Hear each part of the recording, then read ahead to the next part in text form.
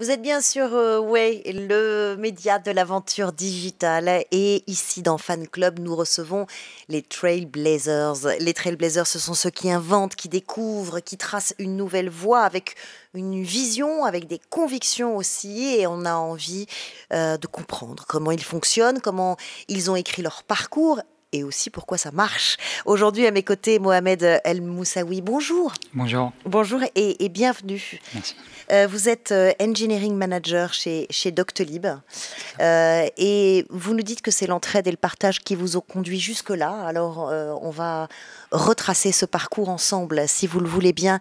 Je sais que vous avez grandi au Maroc. Exactement. Le numérique, c'est une passion ? Ouais, j'ai découvert grâce aux consoles de jeux vidéo et après au collège grâce à des cours d'informatique.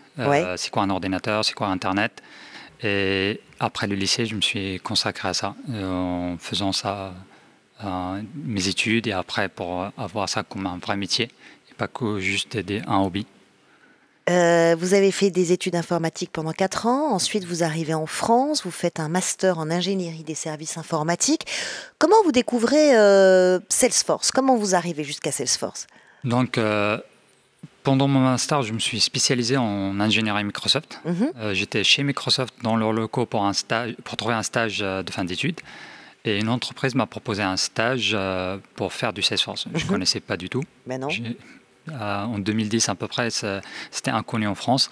Je me suis renseigné un petit peu et j'ai accepté de faire le stage avec eux. Et c'était Ça vous a plu? Oui. Oui, pourquoi? Principalement l'entraide qui est derrière cette technologie. Il n'y a pas que la technologie dans le métier, il y a aussi la communauté qui est autour. Beaucoup de personnes dédient de leur temps personnel pour aider les autres sur leurs problèmes qui sont professionnels souvent, pour solutionner des problèmes métiers ou techniques. Et en quoi ça a boosté votre carrière? Qu'est-ce que ça vous a apporté, qui vous a permis ensuite d'avancer?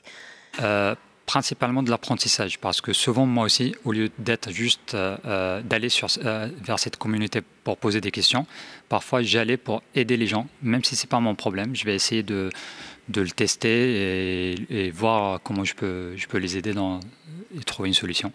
Donc, c'était un apprentissage en continu pendant plusieurs années. Vous aimez l'idée d'être utile? Exactement. Trouver des solutions? Oui. Vous arrivez ensuite chez Doctolib, qui était un service qui utilisait déjà Salesforce, mais vous l'avez transformé. Est-ce que vous pouvez nous dire comment vous avez fait, ce que vous avez fait? Lorsque j'ai rejoint Doctolib, j'étais le seul.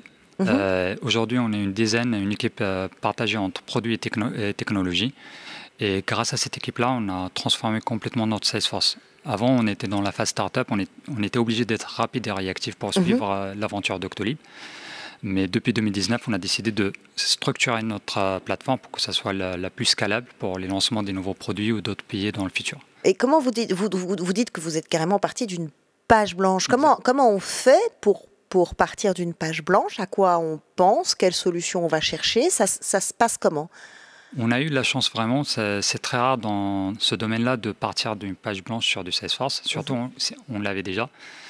C'était une décision en interne pour dire qu'on construit que les 20% qui nous intéressent au lieu de prendre tout le package technique ou l'historique de notre projet. C'est quoi ces 20% qui nous intéressent? C'est ce que vous pouvez nous détailler? C'est principalement l'ADN de notre entreprise, comment on vend, comment on explique notre produit à nos clients, comment on lance nos cycles de vente, comment on fait l'analytics derrière et comment on fait aussi jusqu'au suivi de nos clients jusqu'au bout.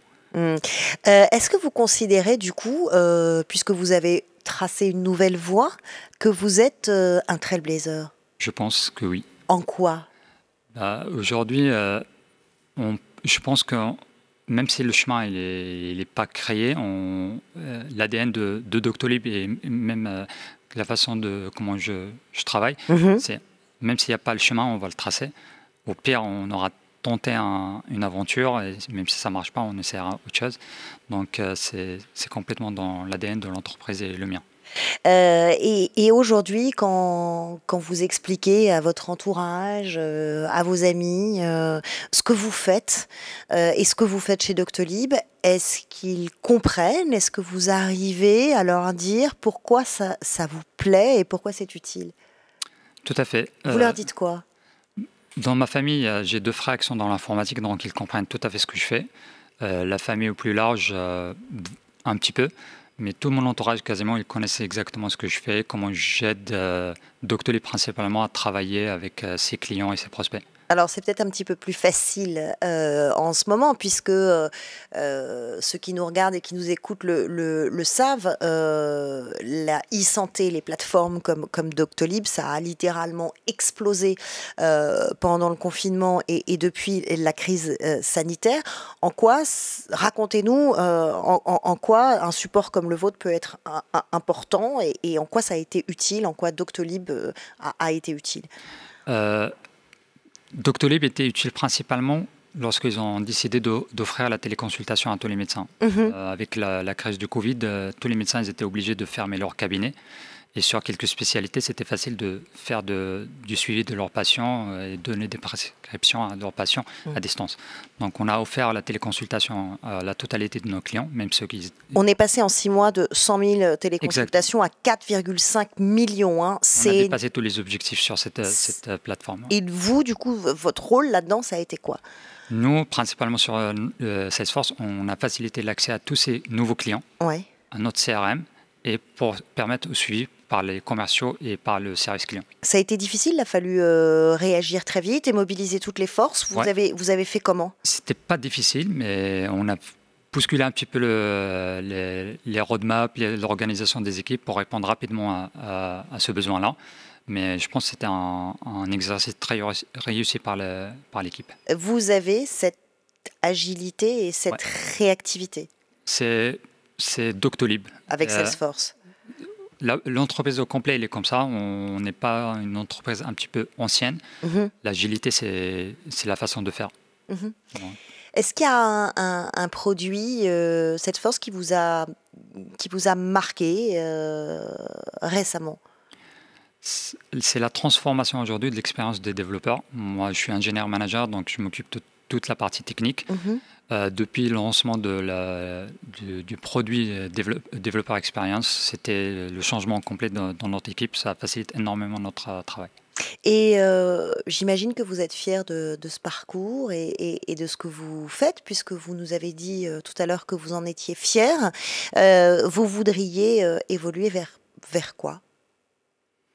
Aujourd'hui, toujours chez Doctolib, mais pour créer une équipe beaucoup plus large, pour répondre à plus de besoins et être le plus scalable possible. Merci infiniment d'être venu partager avec nous votre expérience. Merci beaucoup. Merci à vous. Allez hop hop hop mon JPEG, hein, on se dépêche, on a de plus en plus d'abonnés, il faut que le studio soit nickel pour la prochaine vidéo.